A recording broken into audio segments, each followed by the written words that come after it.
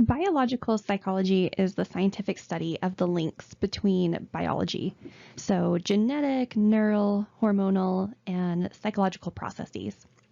And biological psychologists may call themselves behavioral neuroscientists, neuropsychologists, behavior geneticists, psychological psychologists, or biopsychologists. But biopsychology started out as phrenology, which is the study of bumps on the skull.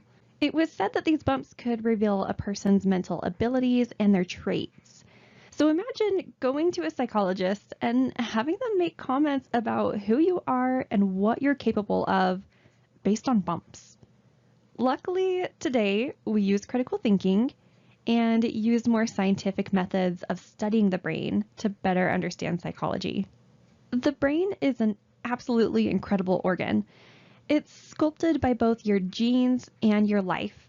Your brain is constantly changing by reorganizing after damage or by building new pathways based on experience. This is called neuroplasticity. And while your brain has the greatest neuroplasticity during childhood, it continues throughout your life. We can see examples of neuroplasticity in musicians. Musicians typically have a larger than usual auditory cortex area, which is the part of the brain that's associated with processing sound. We also see neuroplasticity in cases of brain damage, especially in childhood. If an individual experiences something that causes damage to the brain, other areas of the brain can strengthen to compensate. We often see that people who are blind can use things such as echolocation to help them get around. Neuroplasticity also presents itself in less extreme cases. For example, plasticity is at play when we learn the rules of a new board game, or when we move to a new town and we have to learn how to navigate it. Neuroplasticity is a part of what makes our brains truly exceptional. More than any other animal, our neuroplasticity allows us to adapt rapidly. The building blocks of the nervous system are called neurons. These are nerve cells, and their job is to send neural messages to other parts of the body. Although there are many different types of neurons, they share the same basic structure. In this model, you can see some of the basic parts of the neuron. The cell body, or soma, is the life support center of the neuron and contains the nucleus. Dendrites are the branches that you see on the cell body. They receive messages from other cells. When dendrites receive information, they send it through the neuron's axon, which passes the message from the cell body to other neurons, muscles, or glands. Axons can be super lengthy. The book talks about how a neuron that is sending a message to leg muscles can have an axon and cell body that are comparable to the scale of a basketball attached to a 4-mile-long rope, which is pretty impressive. The axon is coated in a myelin sheath. The myelin sheath helps speed up neural impulses so that the message gets sent more quickly. Myelin sheath continues to form up to about 25 years old and helps us improve our neural efficiency, our judgment, and self-control. If the myelin sheath begins to deteriorate, a person will develop MS, and we'll see an individual experience less cognitive control and possibly impaired cognition. Once the message gets to the axon terminal, it's then sent to other neurons, muscles, or glands. It might help you to remember which direction the neural impulse goes by remembering that dendrites listen for a message, while axons speak to pass on the message. This diagram represents something called an action potential. Action potentials are an electrical charge that travels down an axon. They're the things that stimulate our neurons so that they know to fire off and send the message to the next neuron. These impulses travel between a large range of speeds, as slow as 2 miles per hour to 200 miles per hour. For an action potential to occur, the neuron has to reach its threshold, which is the minimum intensity needed to excite a neuron. Once this threshold has been met, the action potential travels down the axon and sends the message to other neurons or muscles or glands. After this, neurons have to take a quick break. They enter what is known as a refractory period, which is this little divot here. During this break, the neuron can't get excited again until the axon returns to its resting potential. You may think that if a neuron receives a really intense stimulation, then the neural intensity and action potential will also be really intense. Neurons experience what's called an all or nothing response. So regardless of the stimulation, as long as that threshold is met, then they're going to fire off. So it's kind of like a gun. Someone can pull the trigger really aggressively or very slowly, but once the threshold is met, the gun will fire off with the same force in both situations. Now, a strong stimulus can fire off more neurons, which can cause us to feel things more intensely, such as the difference between a bear hug and someone lightly brushing against you.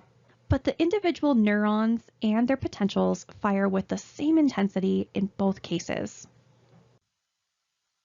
Okay, so unfortunately, once I exported this PowerPoint, PowerPoint decided they did not want to include this video that I played.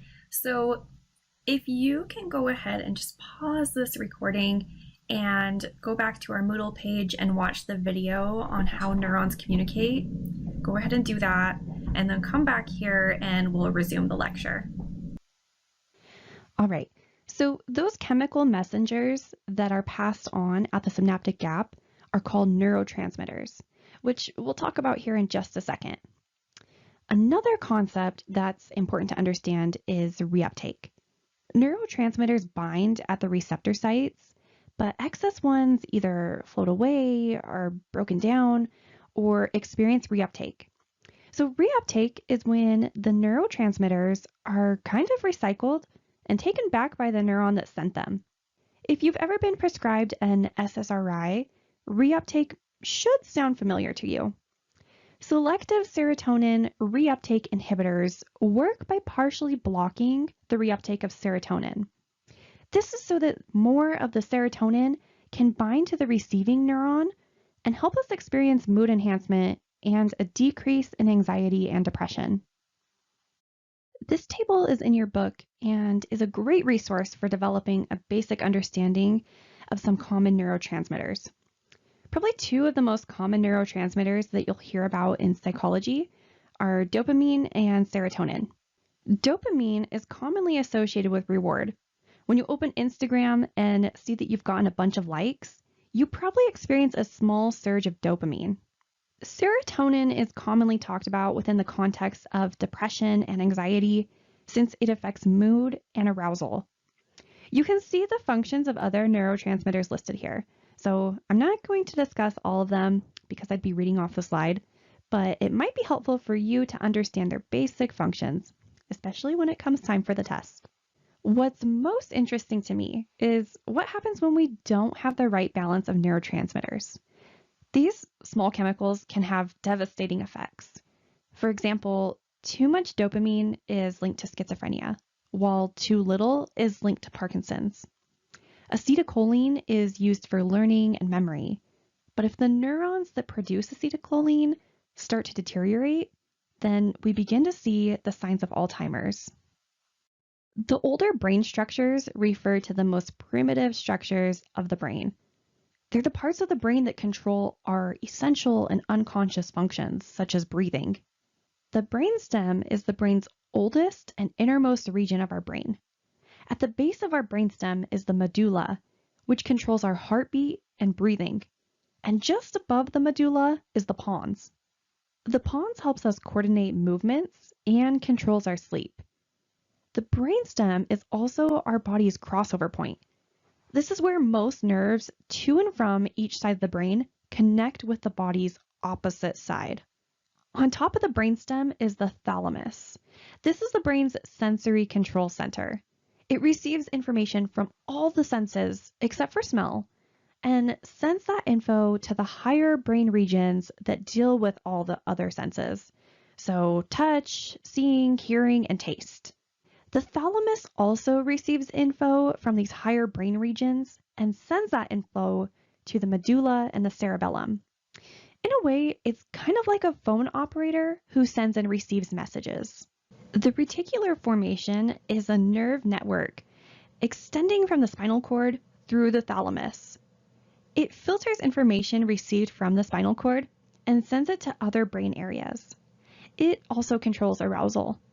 If your reticular formation is severed, you'll likely fall into a coma. The cerebellum, which translates to little brain, is about the size of a baseball and contains about half of your brain's neurons. Its main function is nonverbal learning and skills memory, but it also helps you judge time, discriminate textures and sounds, control your emotions and social behaviors, and aid your vocabulary, reading, and ability to store information. With help from the pons, it helps coordinate voluntary movement. Based on all that, the little brain feels like a good descriptor of the cerebellum.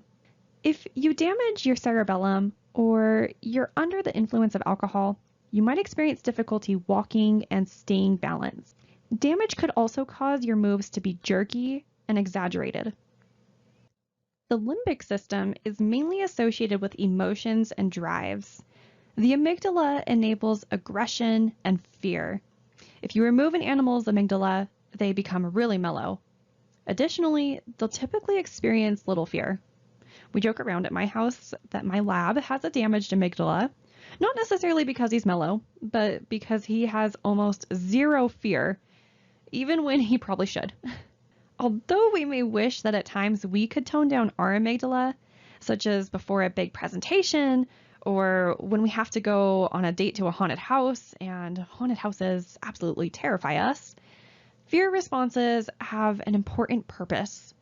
Being afraid of certain things, such as heights, snakes, or large bodies of water, helps us to try and avoid those things, which helps keep us out of harm's way and increases our chance of survival.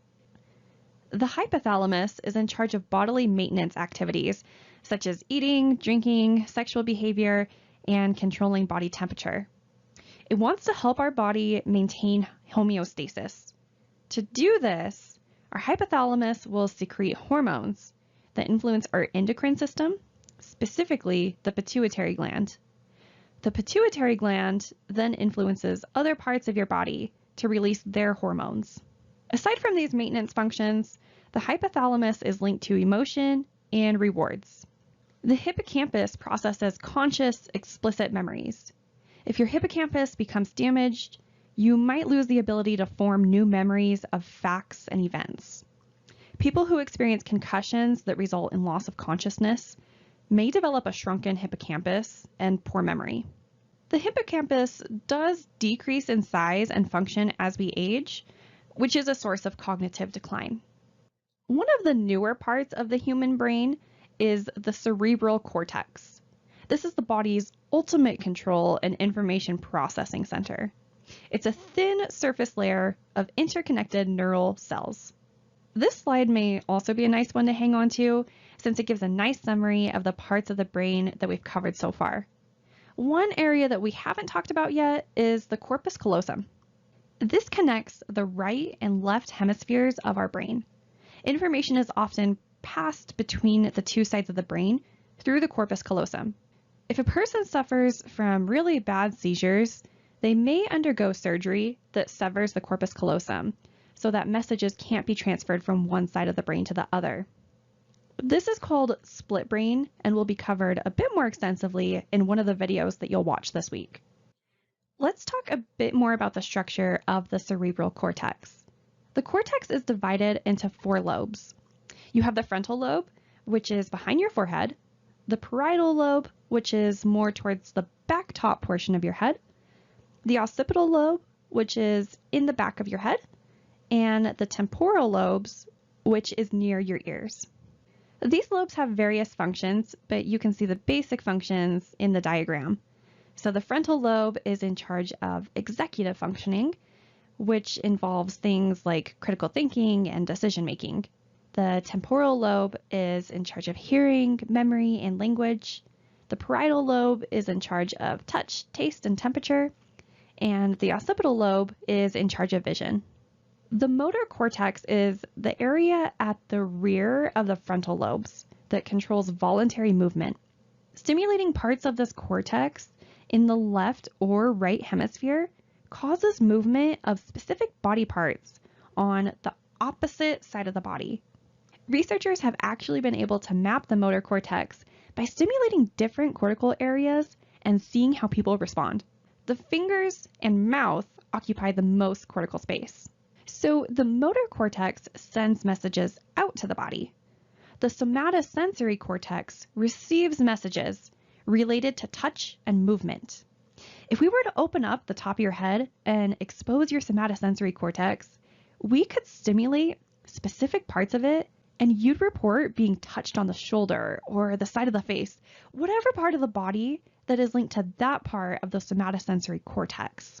The more sensitive a body part is, the larger the somatosensory cortex area that's devoted to it.